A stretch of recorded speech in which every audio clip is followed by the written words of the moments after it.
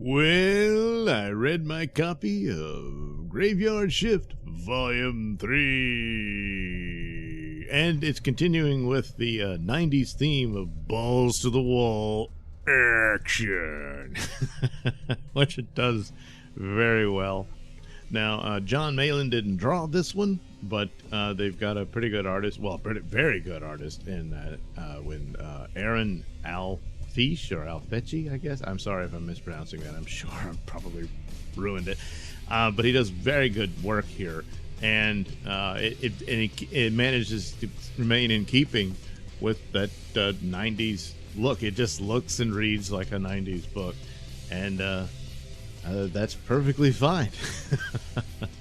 So, continuing with the establishment of this is sort of this, it's superhero action, some amount of X-Men type stuff in it, but utilizing classic monsters from horror, but transformed into this action adventure stuff. There's still horrific stakes and whatnot involved, so you can still sort of say it's it's brutal and what happens in it and all of that stuff. So of course, vampires, werewolves, some ghosts, some sea monsters, all that stuff, and it's great. So they're still dealing with the problem, even though they won the battle against Van Helsing, but he's still alive, and the werewolves are running around. That's one of the interesting things, is that it does deal with the world at large, with these scenes of news media reporting on what's going on, but it's like it's like the world would not be the same anymore, because they're overrun with an infestation of werewolves. And you can imagine it's just like a backup story of just an ordinary family having to live in a town with that crap going on. But the point here is, of course, the action and whatnot. There's a rival somewhat for Vlad's affections for Lily, in the form of an alternate reality version of Van Helsing, who's very much a heroic man as opposed to the villainous one that we know from the series. And I guess he's all buff and everything, but there's definitely an attraction between him and Lily, and primarily because their fashion sense are very similar. But and then two other characters. One, I won't spoil it, and so I'm sure that's a potential introduction of new characters and a whole other universe, if you will, for future stories. Because after a while, I'm kind of wondering, where will it go? Does Malin having a plan to just end it and move on to something else, which he is doing with Godlike, but then again, he does not just keep it going, because the stakes increase each time. So the cliffhanger for this one, of course, getting back to the Lovecraftian monsters that are on their way and all of that. And of course, even though Dracula was killed off, he did say, "I'll return." So I don't know, his spirit possesses somebody or something. So they might have to deal with him again later on.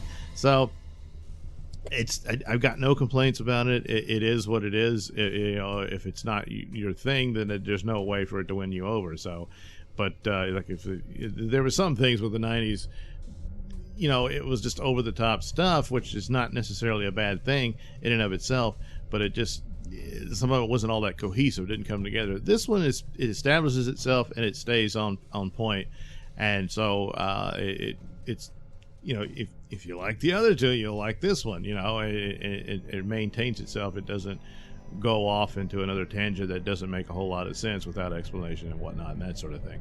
So if Malin's too busy with other projects, this guy's a great artist to fill in for him on this series. He does a very good job in it, and I really enjoyed it. So it's how they say, it's a good popcorn movie, and that's kind of the approach to this, but so what? That's a very good thing.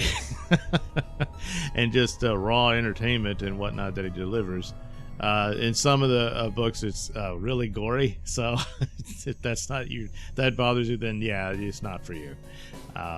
But it's it's not real, so But anyway, yeah, it's a satisfying addition to the other two stories, and so Graveyard Shift is something of a treasure. Certainly, of course, in the current era. I'm trying. It's almost impossible not to not put that as a metric for judging a book, but of course it's there. The book's supposed to stand on its own and be good in and of itself, but in the current era, to find something that gets out of the nonsense, which this certainly does, it's there, but it's almost unfair to it on its own merit to say, well, that's a plus, at least it's not the bad crap. So anyway, but a fun little adventure book with element. There's been a lot of attempts at this sort of thing. Obviously, the Dark Universe was supposed to do this with the classic horror monsters and whatnot, which they probably should have maintained more of the horror than that, but they wanted to make their own Marvel Universe with what they had. And Here Comes Malin pretty much does it. Some people know how to do it and some people don't. But anyway, there we go. Volume 3 of Graveyard Shift, which if you didn't back it, I guess check eBay. And of course, keep on the lookout for future projects, and I'm sure there'll be bundles where you can pick up and catch up on the previous books from Mr. Nailsin. So keep up with that. Thanks for watching and listening. Say, while you're still here, why not like and subscribe and share with your many friends? Yes. Also, check out my mini stores in the link description below. Yes, where you can get t-shirts, hats, mugs, all those goodies with my artwork on them. Oh, yeah. And head over to indieplanet.com and pick up a copy of my comic book, Night Night. Oh, yeah. You can also catch me at my podcast, Mr. Nailsin Show, on RadioMisfits.com. And you can also watch my videos on BitChute.com and now on Rumble.com. Oh, my goodness, so many places to watch me and my stuff. Oh, yeah. And if that's not enough for you, well, you can follow me on many social media platforms and say hi to your old pal, Mr. Nailsin.